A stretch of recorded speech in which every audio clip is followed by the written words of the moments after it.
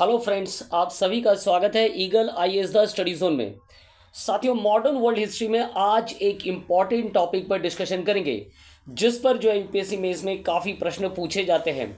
और ये टॉपिक जो है आधुनिक यूरोप के निर्माण में एक महत्वपूर्ण भूमिका भी निभाता है। आज का जो टॉपिक है वो है जो है राष्ट्रवाद का उदय और इसके साथ साथ इटली और जर्मनी का एकीकरण।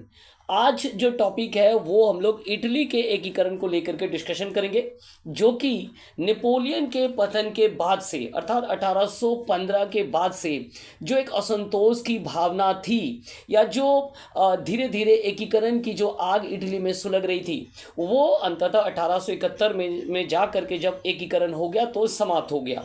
तो इस प्रकार आज का जो टॉपिक है वो है नेशनलिज्म, राष्ट्रवाद। और ये राष्ट्रवाद हम कहाँ देखेंगे ना, इटली का एकीकरण के तौर पर देखेंगे या इटली में जो राष्ट्र निर्माण हुआ था उसको लेकर के देखेंगे। तो चलिए प्रारंभ करते हैं। सबसे पहले जो हम डिस्कशन करेंगे कि आखिर इटली में वियना कांग्रेस जो हुआ था 1814 में, उससे पूर्व की स्थिति क्या थी, इसको लेकर के डिस्कशन करेंगे। या नेपोलियन के द्वारा यूरोप में जो बाउंड्रीज में जो चेंजेस किए गए थे, खास करके जर्मनी और इटली, इन दोनों पार्ट को लेकर के क्या करेंगे, शॉर्ट डिस्कशन करेंगे। तो यूरोप में राष्ट्रवाद का उदय हो चुका था और इसमें मूल रूप से दो फैक्टर काफ़ी काम कर रहे थे। एक पहला फैक्टर क्या था, तो पहला फैक्टर था फ्रेंच रेवोल्यूशन।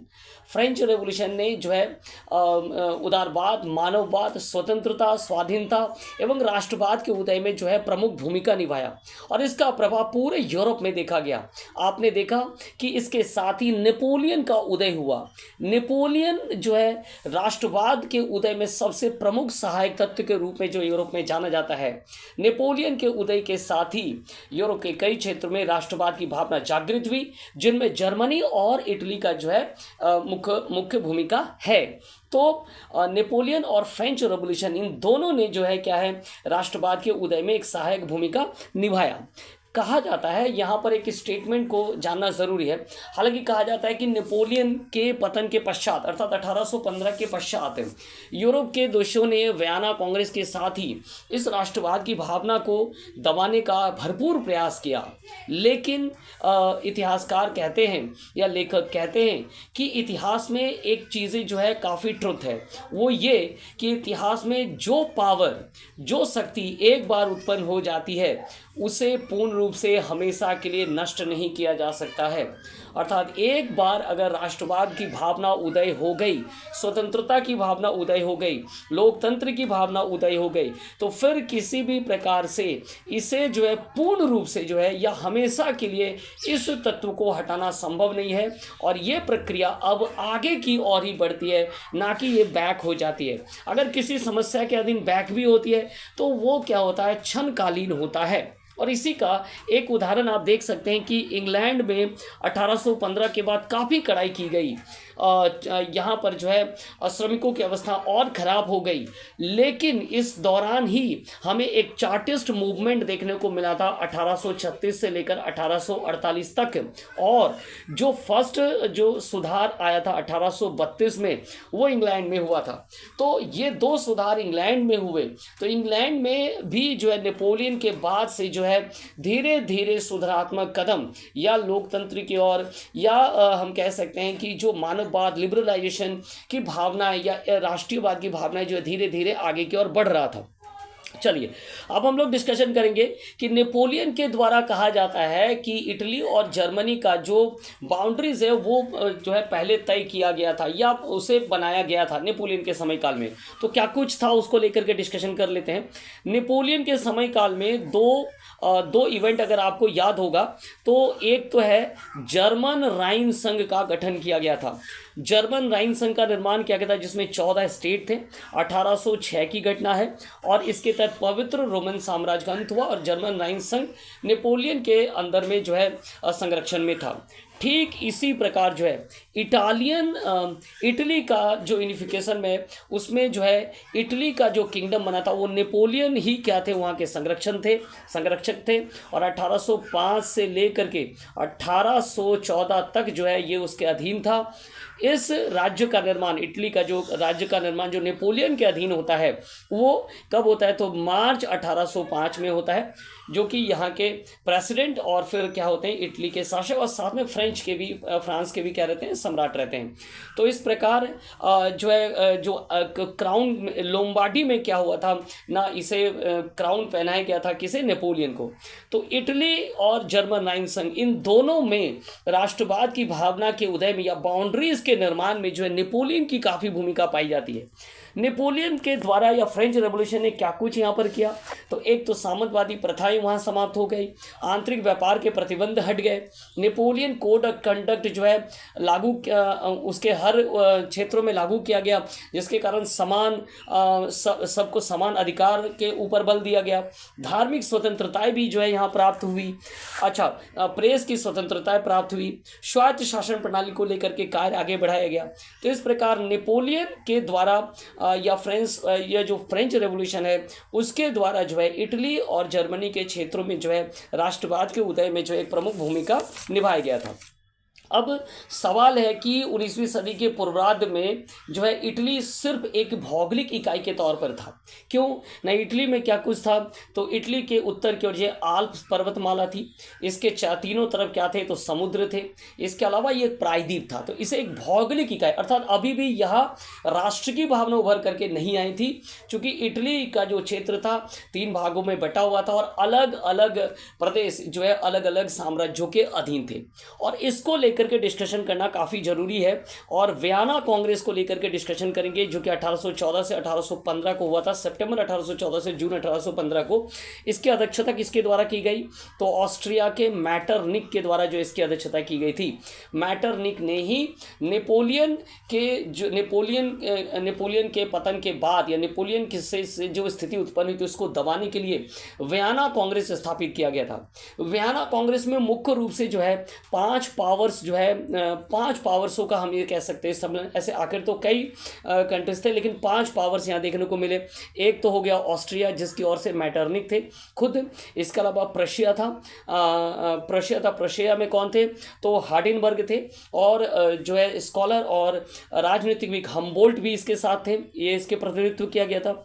रूस में जो है जार अलेक्जेंडर वन के द्वारा प्रतिनिधित्व किया गया था। इंग्लैंड के जो फॉरेन मिनिस्टर थे कैसलेरे ने जो है यहाँ प्रतिनिधित्व दिया था, और फ्रांस के जो विदेश मंत्री थे टेलीरेंट के द्वारा जो है प्रतिनिधित्व दिया गया था। यहाँ फ्रांस की स्थिति क्या थी, काफ़ी दबी हुई थी, बाकी 4 जो है क्या है डोमिनेट स्टेज में थे। तो ये जो वियना कांग्रेस हुआ, जिसमें फ्रांस को पूर्ण रूप से दबा दिया गया, इटली के क्षेत्रों का जो है बंटवारा कर दिया गया। तो यहाँ जो है जानने की आवश्यकता है कि वियना कांग्रेस में क्या कुछ हुआ था। वियना कांग्रेस में जो है इंग्लैंड को क्या कुछ प्राप्त हुआ था उसको लेकर के डिस्कशन कर लेते हैं। इसे माल्टा मिला था, एलिगोलैंड मिला था, टोबागो मॉरिशस मिला था, सेंट लूसिया और जो है ट्रिनिडाद भी मिला था, स्पेन से त्रिनिदाद मिला था। फ्रांस के साथ क्या हुआ ना, फ्रांस के ऊपर तो जो है कई करोड़ रुपए जो है युद्ध के तौर पर हर्जाना जड़ा गया, और यहाँ बूर्बो वंश का शासन जो है पुनः स्थापित किया गया। लुई 18 को क्या बना दिया गया ना, शासक बना दिया गया।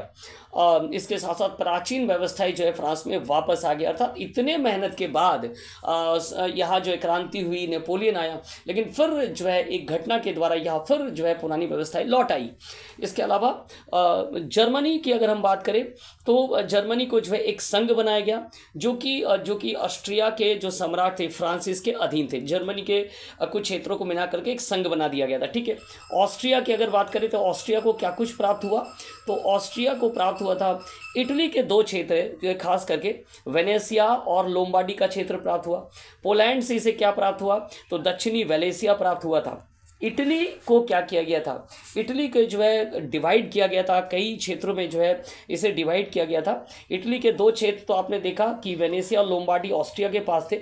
इसके अलावा इस और यहाँ जो है 3 स्टेट स्वतंत्र थे, जिनमें परमा, मडोना और टस्कनी, ये 3 क्षेत्र थे। इसके अलावा बीच में कौन थे, तो पापाल्स का स्टेट था, पोप का साम्राज्य था, जिसके अधीन रोम थे, है ना, रोम में पोप का साम्राज्य था। इसके अलावा अगर दक्षिणी क्षेत्र की बात करें, नेपल्स और सिसिली में, नेपल्स और सिसिली में जो है बूर्बो वंश का शासन था। तो इस प्रकार इसके सारे क्षेत्र जो है एक क्या थे ना, डिसइंटीग्रेट थे, विखंडित अवस्था में थे। तो इटली के सम्मुख ये बहुत बड़ी समस्या थी कि वो राष्ट्रवाद की भावना को उदय करे और इसका एकीकरण करे। तो क्या कुछ समस्याएं थी।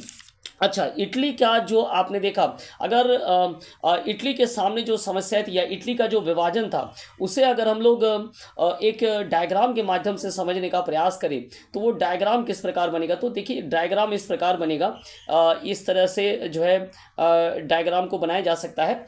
जो भी हो, आप देख सकते हैं इसके डायग्राम को। 1859 the map of the Italy अगर आप लिखेंगे तो ये डायग्राम आ जाएगा। और यहाँ एक चीज़ जो बहुत महत्वपूर्ण है, मैटरनिक के द्वारा जो इटली को लेकर के जो कथन दिया गया था वो काफ़ी महत्वपूर्ण है। मैटरनिक ने कहा था इटली तो क्या है ना, एक केवल एक भौगोलिक अभिव्यक्ति मात्र है, अर्थात इटली कोई राज्य या कोई राष्ट्र नहीं है, ये सिर्फ एक भौगोलिक अभिव्यक्ति है। क्यों? क्योंकि इटली का तो चारों तरफ से जो है डिस्ट्रीब्यूशन जो है अलग अलग राज्यों के द्वारा लिया गया था। अगर आप ध्यान से देखेंगे तो वेनेसिया और लोम्बार्डी किसके अधीन थे, तो ऑस्ट्रिया के अधीन थे। परमा, मेडोना, टस्कनी भी में भी ऑस्ट्रिया का प्रभाव था। नेपल्स और सिसिली भी जो है बूर्बो वंश के अधीन थे। मध्य में पोप का साम्राज्य था। तो इटली खुद में एक क्या थे ना, डिफरेंट कल्चर, डिफरेंट मैंने क्या थे ना, राज्यों में डिफरेंट क्षेत्रों में जो है डिवाइड हो गया था। और इस कारण से इटली सिर्फ जो है, मैटरनिक का कथन यहाँ पर काफ़ी इंपॉर्टेंट था। मैटरनिक ने उस समय इटली को क्या कहा ना, ये एक सिर्फ भौगोलिक अभिव्यक्ति है। तो ये मैटरनिक के द्वारा इटली की उस अवस्था का जिक्र किया जाता है जो वियना कांग्रेस के बाद हमें देखने को मिलता है।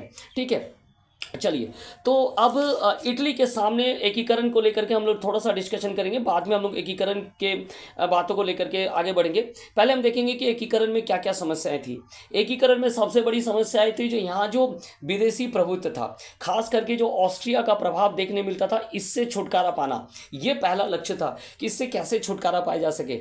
अब कहाँ कहाँ पर था, तो लोम्बार्डी और वेनेसिया के क्षेत्र तो ऑस्ट्रिया को मिला ही था वियना कांग्रेस से। इसके अलावा कहा जाता है मडोना और जो टस्कनी के जो स्वतंत्र राज्य थे, यहाँ ऑस्ट्रिया के प्रिंस राजकुमारों के अधीन थे। और परमा की जो क्वीन लुइसा थी, वो क्या थे ना, ऑस्ट्रिया की क्या थी, प्रिंसेस थी।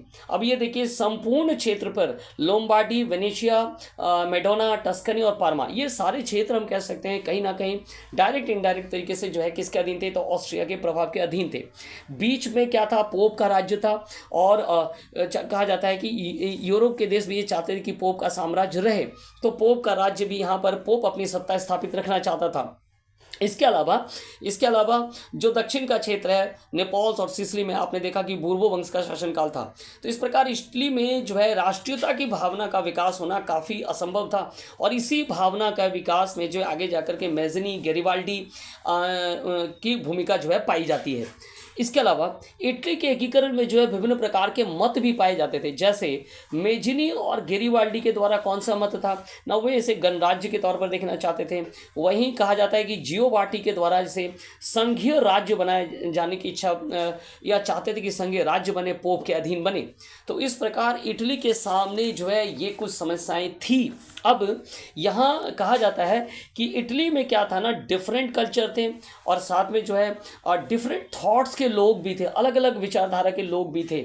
यहाँ एक और बात मैटरनिक के द्वारा कहा गया था कि एक तो इटली के बारे में उसने कहा था कि ये मात्र एक अभिव्यक्ति है, भौगोलिक अभिव्यक्ति है। और उसके बाद मैटिंग एक और कथन इटली के संदर्भ में आता है, इसके कल्चर के संबंध में आता है, क्योंकि इटली का एक राज्य दूसरे राज्य से अलग है, इटली का एक शहर, एक सिटी जो है दूसरे सिटी से अलग है, यहाँ की जो फैमिली, एक फैमिली दूसरे फैमिली से अलग है, यहाँ का एक पर्सन दूसरे पर्सन से अलग है। तो सोचिए कि किस तरह से डाइवर्सिफिकेशन को, इटली का जो डाइवर्सिफिकेशन है उसको मैटरनिक ने जो है रखा था। और यही कारण है, उन्होंने कहा था कि इटली एक अभिव्यक्ति मात्र है और इसका जो है अभी एकीकरण ऐसा मैटरनी का कहना था कि अभी इसका एकीकरण संभव नहीं हो पाएगा, लेकिन बाद में जाकर के इसका एकीकरण हुआ। इसके अलावा इटली की और एक समस्या थी, जब पूरा यूरोप जो है, पूरा यूरोप में क्या इंडस्ट्रियल रेवोल्यूशन हो रहा था, वहीं इटली में इस प्रकार की कोई चिन्ह दिखाई नहीं दे रहे थे।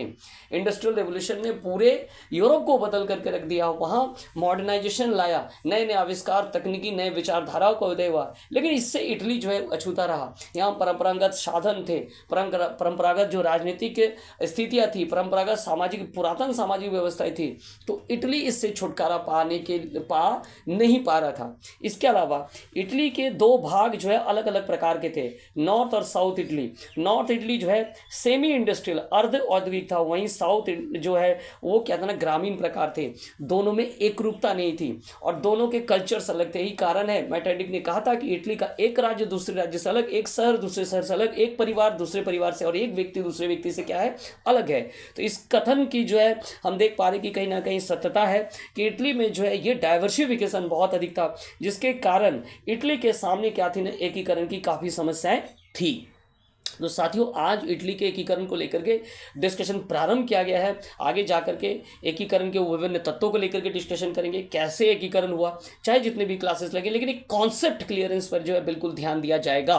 तो हमारे साथ जुड़े रहिए eagle IAS the study zone में। और एक बात जो काफ़ी महत्वपूर्ण है, आप लोगों का जो यूपीएससी मेंस का शेड्यूल दे दिया गया है, 22 अगस्त से शुरू हो रहा है और 31 अगस्त में ऑप्शनल पेपर है। जिन्होंने हिस्ट्री लिया है उनका हिस्ट्री 1 और हिस्ट्री 2 का पेपर है। सो बहुत जोर शोर से अपने मेहनत को क्या करें, जो है मेहनत करें, जो है हर संभव आपकी ओर से कोई कमी ना हो सफलता के लिए। और आई होप कि आप सभी जो है जो लोग अपने वचन से, मन से, कर्म से जो है यूपीएससी में इसमें लगे हुए हैं, उन्हें बिल्कुल सफलताएं प्राप्त होगी। हमारे सभी भाइयों बहनों को जो इस एग्ज़ाम में बैठ रहे हैं, उनको एक जो है अदूर भविष्य में, एक सुनहरे भविष्य के लिए हमारी तरफ से जो है बहुत बहुत शुभकामनाएं। तो चलिए हमारे साथ जुड़े रहिए। मॉडर्न वर्ल्ड हिस्ट्री के पोर्शंस को कंप्लीट किया जा रहा है। एग्ज़ाम के पहले तक जहां तक संभव हो पाएगा इसको कंप्लीट किया जाएगा। तो बहुत बहुत धन्यवाद आप सभी का हमारे साथ जुड़ने के लिए।